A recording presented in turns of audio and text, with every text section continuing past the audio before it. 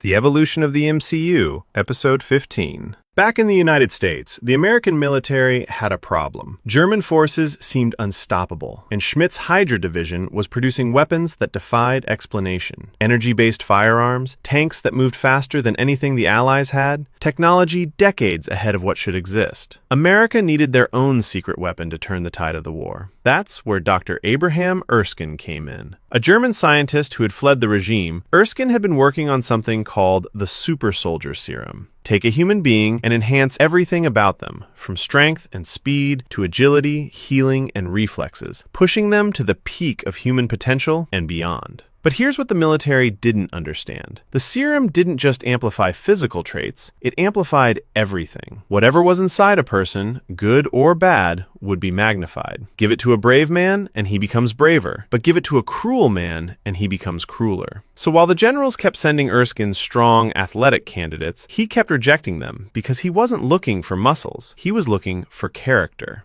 And then he met Steve Rogers. Remember Steve, the frail kid from Brooklyn who never backed down from a fight? He had tried to enlist 5 times using different recruitment centers, sometimes lying about where he was from. Every single time, the same result. Rejected. Stamped 4F. Unfit for service because he was too small, too sick, too weak. But he kept trying anyway. But Erskine saw something different. He saw a man who kept trying when everyone else would have quit. A man who wanted to serve not because he craved combat, but because he couldn't stand by while others suffered. So Erskine asked him one question. Do you want to take out the enemy? Steve thought about it. The easy answer was yes. The patriotic answer was yes. But Steve Rogers never gave easy answers. I don't want to hurt anyone. I just don't like bullies. I don't care where they're from. That was exactly what Erskine needed to hear. Not aggression, not hatred, just a good man who couldn't accept injustice. In 1943, Project Rebirth began. Steve was placed inside a metal chamber. The serum was administered, Vita rays bombarded his cells, and the pain was intense, his entire body breaking down and rebuilding at the cellular level. When the chamber opened, a different man stepped out.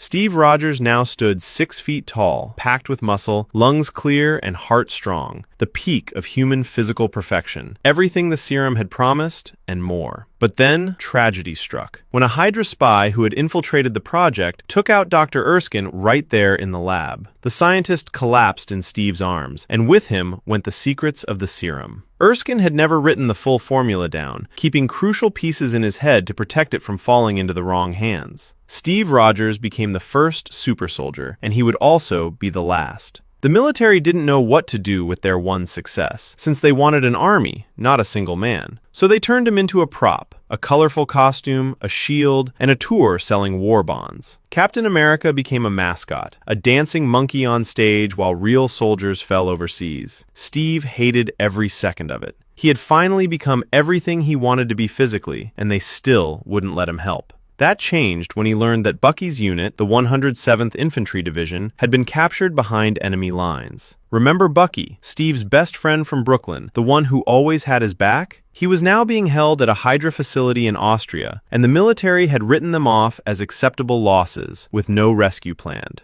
Steve Rogers had never accepted that kind of thinking. So with help from Peggy Carter, a British agent who had believed in Steve from the very beginning, back when no one else did, and who would become one of the most important people in his life, and Howard Stark, the genius industrialist, Steve went AWOL. They got him behind enemy lines using one of Stark's planes, and Steve parachuted in alone with nothing but his shield and his determination. He fought through the Hydra base, freed Bucky, freed over 400 other prisoners, and came face to face with Johann Schmidt himself. That's when Steve discovered the horrifying truth. Schmidt had used an imperfect version of Erskine's serum on himself years earlier, and it revealed what he truly was inside. His face had become a red skull, the outer reflection of the monster within. Steve and the freed prisoners fought their way out of the facility. When they marched back to the Allied base, the military officials who had planned to court-martial Steve could only watch in silence. The dancing monkey had become a war hero.